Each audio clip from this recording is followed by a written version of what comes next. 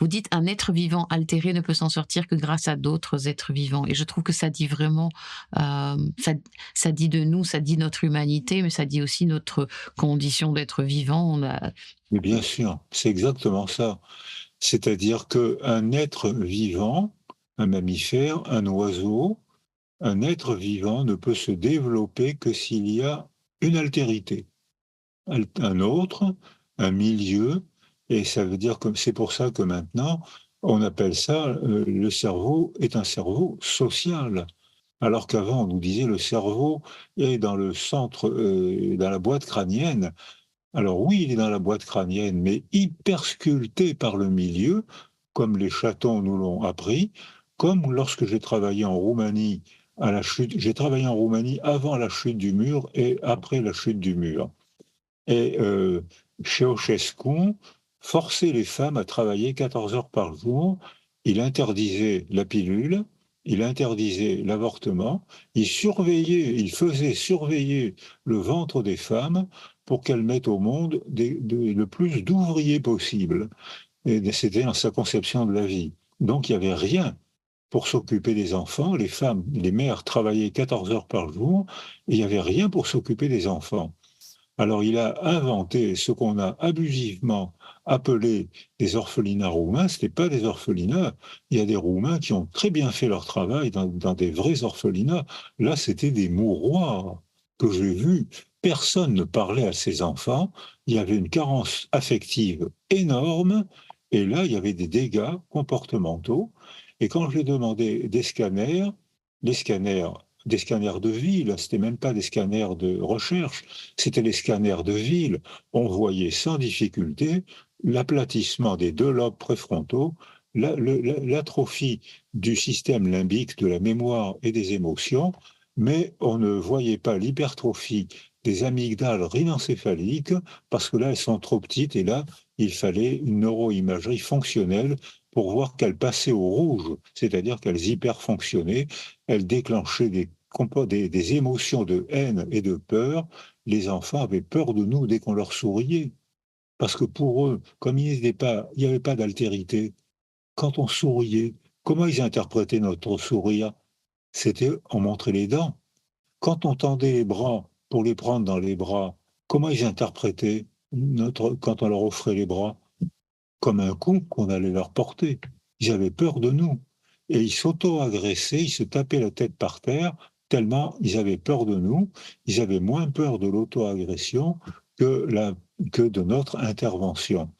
Donc, et plus tard, Nelson et Zina, Z-E-A-N-A-H, deux Américains, ont refait ce qu'on avait constaté cliniquement et au scanner de ville, mais eux, ils l'ont fait de manière scientifique.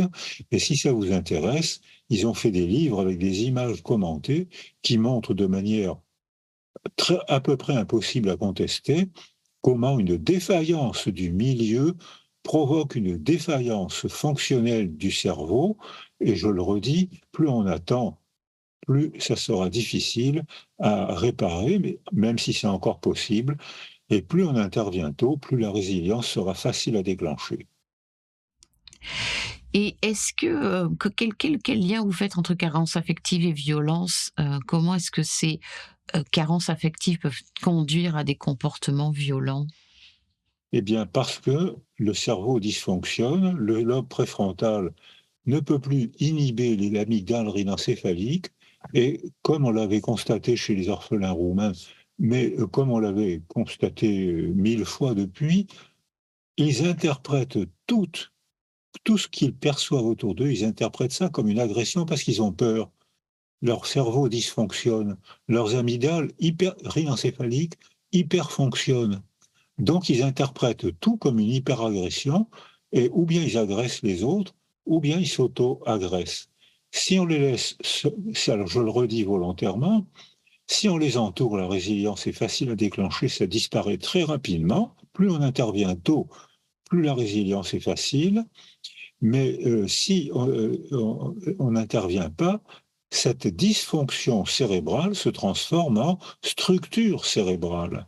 Et si on les laisse répéter des comportements violents contre les autres et violents contre eux-mêmes, ils arrivent à l'adolescence où les garçons ou les filles, comme les filles deviennent hyper réactifs, probablement à cause des hormones, garçons comme filles, sauf que les garçons sont 8 à 10 fois plus violents que les filles, mais tous les deux sont soumis à la sécrétion des hormones.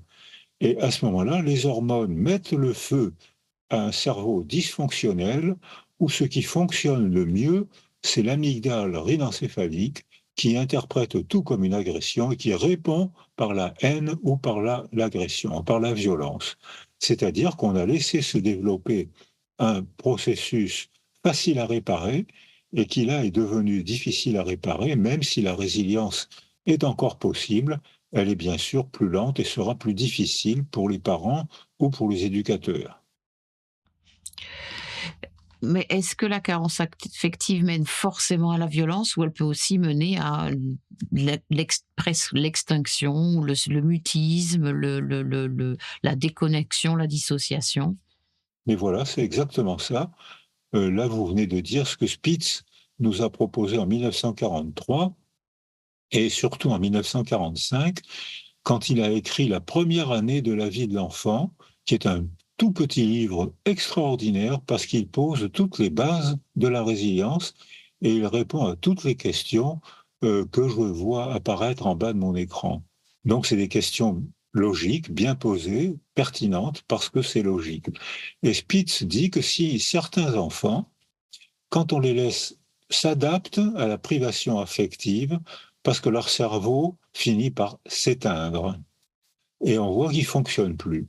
Et on voit quand le traumatisme était durable, Spitz a décrit, préfacé par Anna Freud, ce qui prouve que ça n'est pas opposé à la psychanalyse, c'est différent de la psychanalyse, mais pas opposé à la psychanalyse.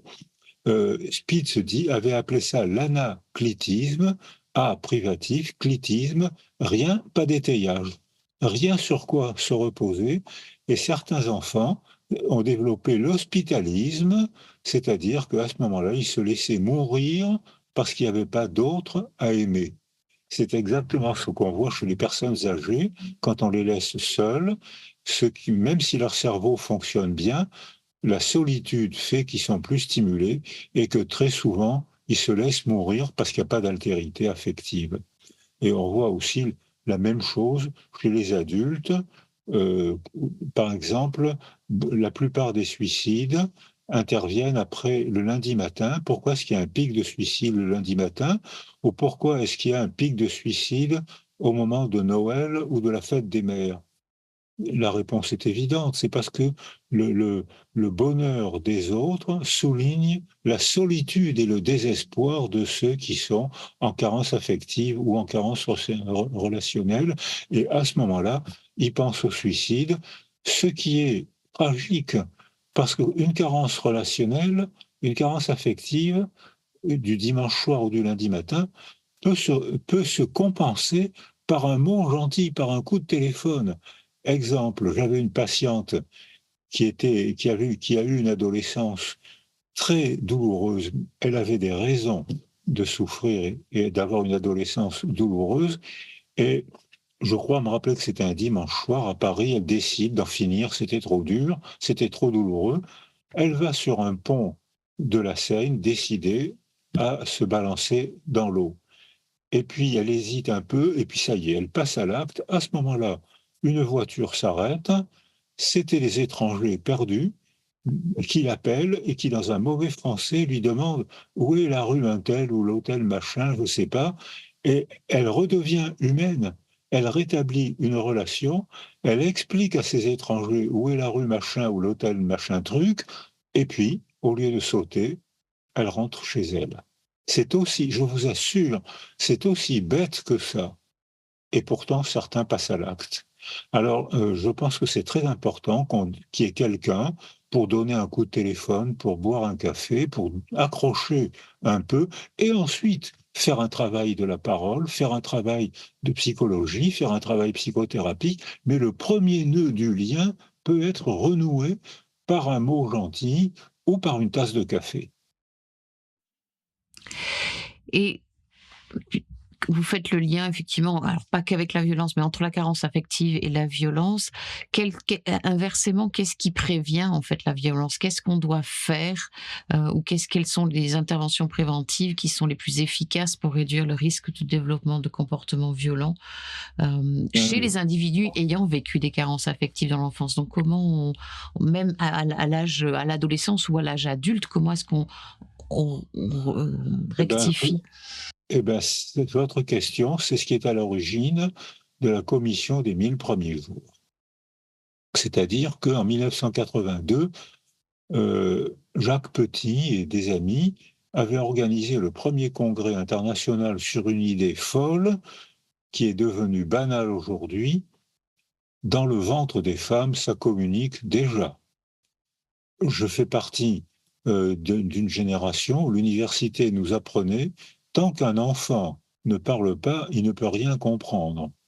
Mon œil, un enfant comprend bien avant de parler, il comprend beaucoup de choses, il parle au cours de la troisième année, et je vous assure que bien les bébés, avant la troisième année, comprennent beaucoup de choses. Comprendre et penser, c'est pas la même chose. Ils comprennent beaucoup de choses.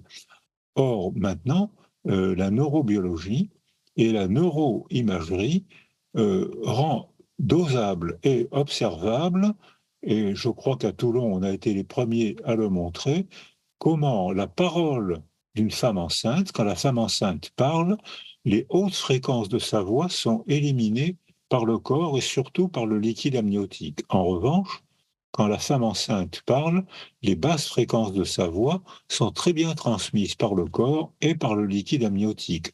Ce qui revient à dire que quand la mère parle, elle caresse les corpuscules tactiles du bébé qu'elle porte, les premiers arrivés à terme, ce qui revient à dire que quand la femme enceinte parle, elle caresse le front, la bouche et les mains du bébé qu'elle porte. Ce qui explique le premier nœud du lien dans l'utérus, à partir très tôt, 27e, 28e semaine, ce qui explique pourquoi, dans l'heure qui suit la naissance, le bébé reconnaît la voix de sa mère à nulle autre pareille. Une femme parle, il s'en fout éperdument. Sa mère dit les mêmes choses, il tourne la tête et les yeux en direction de la source sonore de la voix de sa mère. Donc il y a une continuité qui est établie dans l'utérus, et quand la mère est stressée de manière aiguë, euh, elle sécrète les substances du stress, c'est-à-dire le cortisol et les catécholamines. Si le stress est aigu, le bébé sursaute, on le voit à l'échographie. Quand on stresse la mère avec un bruit, le bébé accélère son cœur et sursaute. Ça fait partie de la vie. Si le stress est aigu, le bébé sursaute, et puis si la mère redevient paisible, ben le bébé redevient paisible.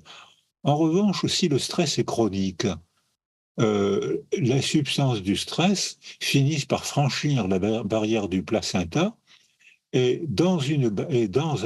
et rentrer dans le liquide amniotique que le bébé déglutit. C'est-à-dire qu'il déglutit un liquide amniotique bourré de cortisol et de catécholamines toxiques pour son système nerveux, notamment son système limbique. Il arrive au monde avec une atrophie limbique, une dysfonction cérébrale due non pas à la mère, mais due au malheur de la mère qui a stressé la femme enceinte. Qu'est-ce qui peut provoquer le malheur de la mère? La violence conjugale, la précarité sociale, la précarité énorme, la pauvreté qui font que les femmes enceintes, pour elles, tout est un problème, la guerre, la solitude, énormément la solitude, qui fait que quand, comme je le disais tout à l'heure, pour ma petite patiente qui avait failli se suicider, eh bien la solitude est une grande agression du cerveau et de la personne. C'est-à-dire que là, on peut agir sur le milieu qui agit sur nous. On peut dire, attention, femme enceinte, faites-vous entourer par celui que de mon temps on appelait le mari. Comment on appelle ça, Florence, aujourd'hui? Il n'y a pas longtemps, on disait le mari, on disait le père, je ne sais plus ce qu'il faut dire aujourd'hui. Oh, il y a beaucoup d'expressions, ça dépend vraiment des gens, le compagnon, le partenaire, on dit de plus en plus le partenaire ou la partenaire.